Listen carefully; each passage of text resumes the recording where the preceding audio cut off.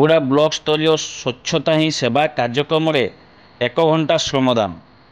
Mahuda block ପ୍ରଶାସନ ପକ୍ଷରୁ ଆଜି ବ୍ଲକ ସ୍ତରୀୟ ସ୍ୱଚ୍ଛତା ହିଁ ସେବା କାର୍ଯ୍ୟକ୍ରମ ଅବସରରେ 1 ଘଣ୍ଟା ଶ୍ରମଦାନ କାର୍ଯ୍ୟକ୍ରମ ଅନୁଷ୍ଠିତ ହୋଇଯାଇଛି।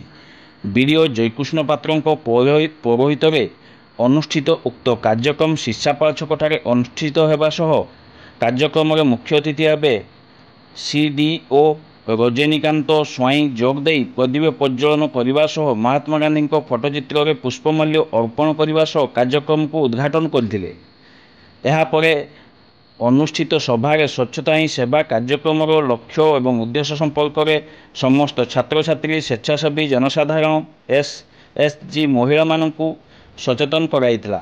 ଏହା ସହିତ ଅନୁଷ୍ଠିତ ସ୍ୱଚ୍ଛତା ହିଁ ସେବା ସମ୍ପର୍କିତ ବ୍ଲକ ସ୍ତରୀୟ କୁଇଜ୍ ପ୍ରତିଯୋଗିତାରେ ଶ୍ରେଷ୍ଠ 3 ଜଣ ପ୍ରତିଯୋଗୀଙ୍କୁ ପୁରସ୍କୃତ କରାଯାଇଥିଲା।